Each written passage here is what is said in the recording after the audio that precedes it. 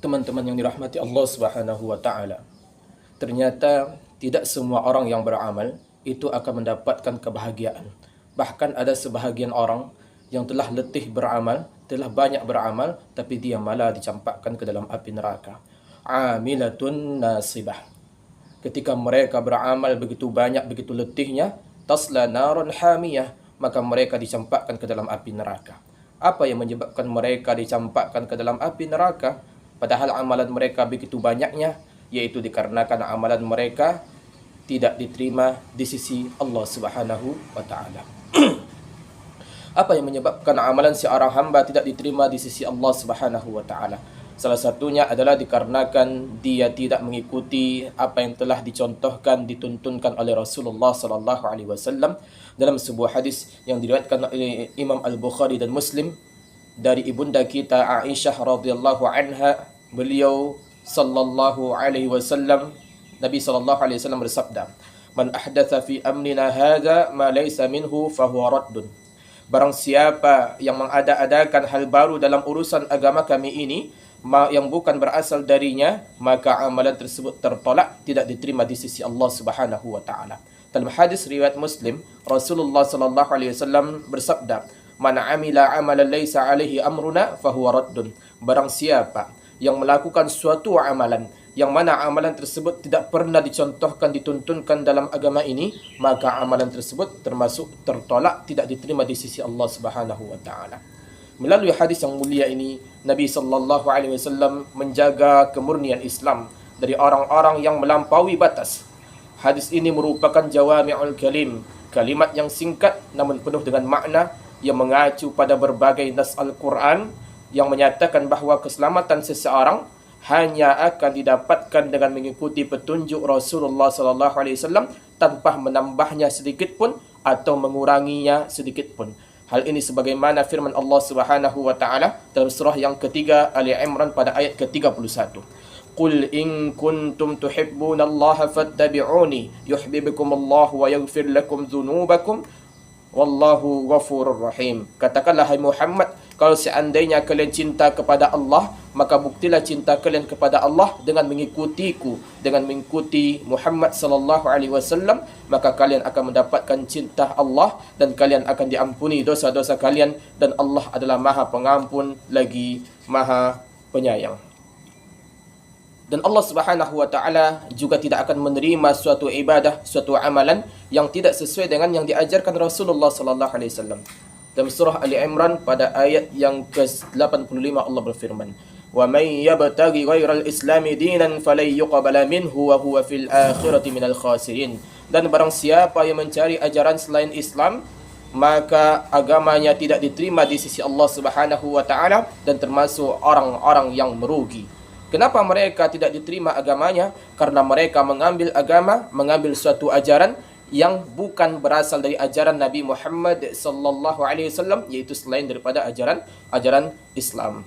Dan Rasulullah sallallahu alaihi wasallam bersabda dalam sebuah hadis riwayat Muslim dengan sanad yang sahih, "Fa inna khairal hadis kitabullah wa khairal hadi hadi Muhammadin sallallahu alaihi wasallam wa syarrul umuri muhdatsatuha fa inna muhdatsatin bid'ah wa kullu bid'atin dhalalah." Sebaik-baik ucapan adalah kitabullah dan sebaik-baik petunjuk adalah petunjuk Nabi Muhammad sallallahu alaihi wasallam. Seburuk-buruk perkara adalah perkara yang dibuat-buat dalam agama ini, dan setiap perkara yang diada-adakan dalam agama ini adalah sesuatu kekeliruan yang perlu kita hindari. Ma'asyiral muslimin wal muslimat rahimakumullah. Pada asalnya ibadah itu dilarang kecuali apa saja yang dicontohkan oleh syariat Islam. Setiap orang yang mendekatkan diri kepada Allah Subhanahu wa taala dengan satu ibadah, maka harus ada dalil yang sahih yang menunjukkan disyariatkannya ibadah tersebut. Jika ibadah yang dilakukan seseorang keluar dari hukum syariat, maka perbuatan tersebut tertolak. Ini termasuk di firman Allah Subhanahu wa taala, "Am lahum syuraka'u syara'u lahum minad dini ma lam ya'zam bihillah. Walaula kalimatul fasl laqudiya bainahum wa innal zalimina lahum adzabun alim." Apakah mereka mempunyai sesembahan selain Allah yang menetapkan aturan agama bagi mereka yang tidak diizinkan Allah Subhanahu wa taala? Dan sekiranya tidak ada ketetapan yang menunda hukuman dari Allah, tentulah hukuman di antara mereka telah dilaksanakan, dan sungguh orang-orang yang zalim itu akan mendapatkan azab yang sangat pedih. Dan para ulama telah sepakat bahwasanya setiap amalan itu tidak akan diterima di sisi Allah Subhanahu wa taala sampai dia memenuhi dua syarat, yaitu ikhlas dan benar. Fudail bin Iyad ketika mengomentari firman Allah Subhanahu wa taala surah yang ke-67 Al-Mulk ayat 2, "Alladzi khalaqal mauta wal hayata liyabluwakum ayyukum ahsanu amala."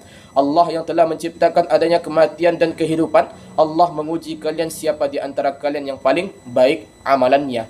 Yang paling baik amalannya adalah akhlasuhu wa aswabuhu, yaitu paling ikhlas dan paling benar. Yang ikhlas adalah yang tidak beramal kecuali hanya mengharapkan ridha Allah. Dan yang benar adalah amalan tersebut harus sesuai dengan tuntunan Rasulullah sallallahu alaihi wasallam. Dan ini adalah konsekuensi dari kalimat la ilaha illallah Muhammadur Rasulullah. Konsekuensi dari la ilaha illallah, maka kita harus ikhlas, menjauhi kesyirikan, menjauhi riya, sum'ah dan lain sebagainya. Konsekuensi dari Muhammadur Rasulullah, maka kita harus beramal sesuai dengan apa yang dicontohkan oleh Rasulullah sallallahu alaihi wasallam. Adapun ittiba'un nabi atau mencontoh Rasulullah sallallahu alaihi wasallam tidak akan terwujud melainkan bila amalan itu sesuai dengan syariat Islam dalam 6 perkara. Yang pertama adalah dalam hal sebabnya.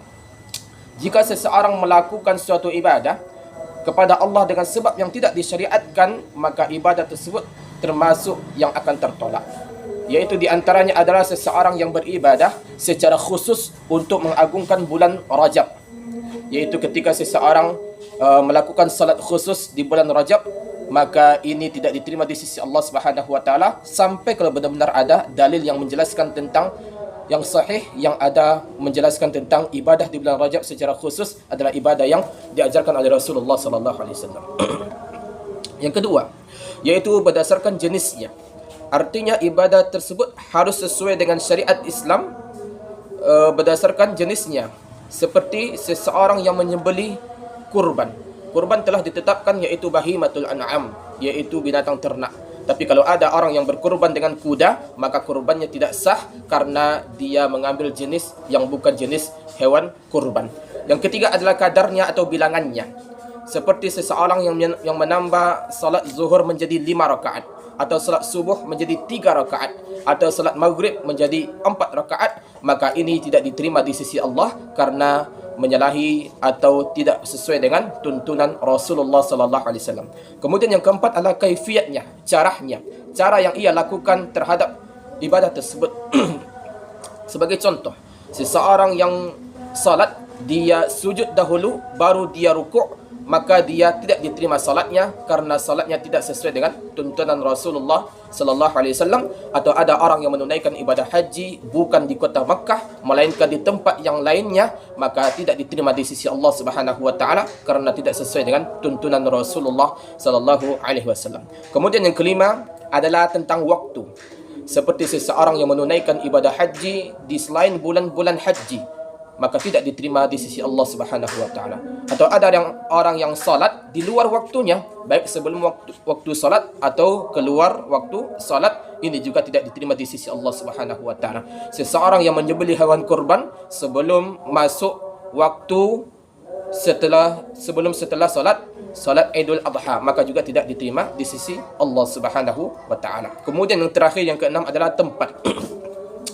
Kalau seandainya syariat telah menetapkan tempat yang khusus, maka tak boleh dipindahkan ke tempat lain.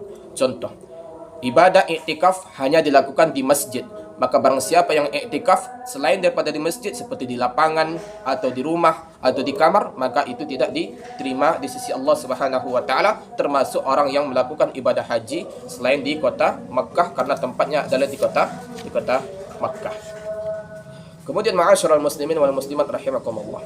Dalam kehidupan ada perkara-perkara yang sifatnya baru dan tidak bertentangan dengan syariat Islam, bahkan sesuai dan cenderung didukung oleh dasar-dasar syarak.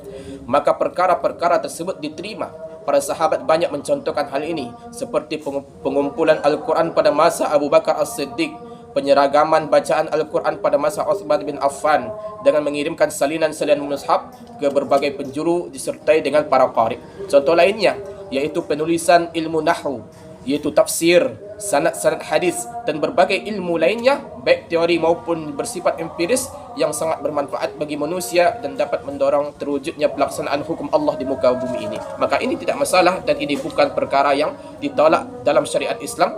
Adapun yang perkara yang tertolak adalah sebuah ibadah, amalan yang tidak ada tuntunannya dalam syariat Islam.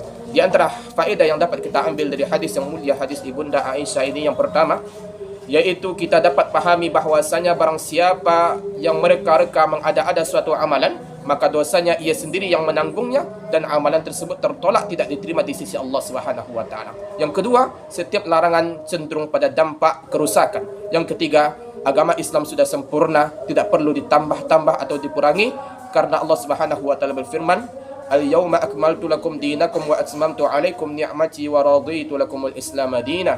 Pada hari ini telah aku sempurnakan agamamu untukmu dan telah aku cukupkan nikmatku bagimu dan aku telah ridha Islam sebagai agamamu. Apapun yang bukan ada pada zaman Nabi sallallahu alaihi wasallam, maka juga bukan agama pada zaman sekarang. Artinya setiap agama itu adalah sesuai dengan tuntunan Rasulullah sallallahu alaihi wasallam. Aqulu qouli hadza wa astaghfirullah li wa lakum innahu huwal ghafurur rahim.